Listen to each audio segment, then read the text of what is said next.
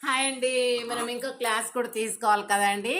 ఇప్పుడు ఏంటంటే మనకి ఆ, సమాజం లోపల చాలా మనము స్నేహ మనకు మిత్రులు ఉంటారు, శత్రువులు ఉంటారు. ఆ, ఎవరైనా ఇరుగు పొరుగు ఎవరైనా ఉంటారండి. కానీ కొంతమంది ఏం చేస్తారు, మన ఎంబడి మనతోనే మంచిగా ఉన్నట్టే ఉండి ఏం చేస్తారు, వాళ్ళంటే మనల్ని ఎదగనివ్వరు. ఎక్కడ పోయినా వాళ్ళదే పెద్దరికం అనేదిగా చూస్తూ ఉంటాం.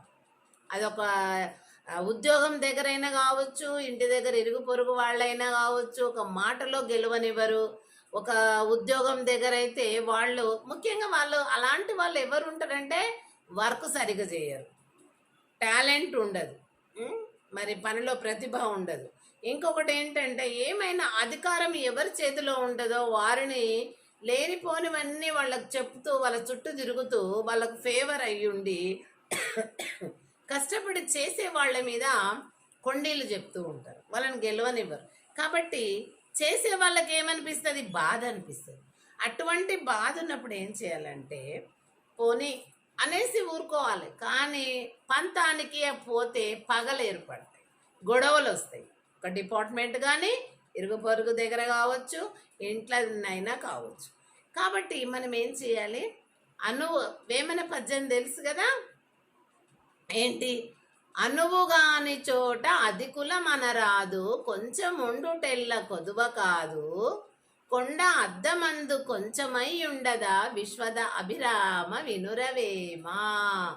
చూడండి, మనము అలాంటి సమయంలో మనకున్న తెలివితేటలు, మనం మాట్లాడే విధానం, మనం చేసే పనిలో కానీ ఏ దాంట్లో కానీ చూసే వాళ్ళు గ్రహించి మనల్ని ప్రశంసిస్తారు, మనం అది కోరుకోవాలి.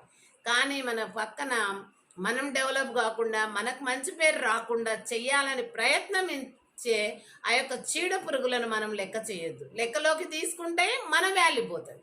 కనుక మనం ఏం చేయాలి, ఏంటి ఇప్పుడు కొండ పెద్దగా ఉంటుంది కానీ దాని ఫోటో తీస్తే మనకి ఇంత దాంట్లోనే బంధించేస్తాం కదా.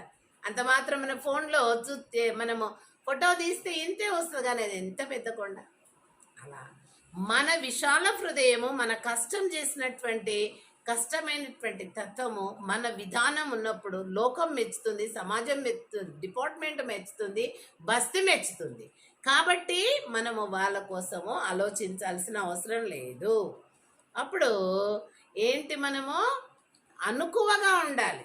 అనువుగాని చోట అధికులం అనరాదు. మనం అక్కడ మన ప్లేస్ వాల్యూ లేనప్పుడు, మనల్ని గౌరవించినప్పుడు ఎంత తెలిసి కూడా నిండుకుండలా గమనం ఉండాలి.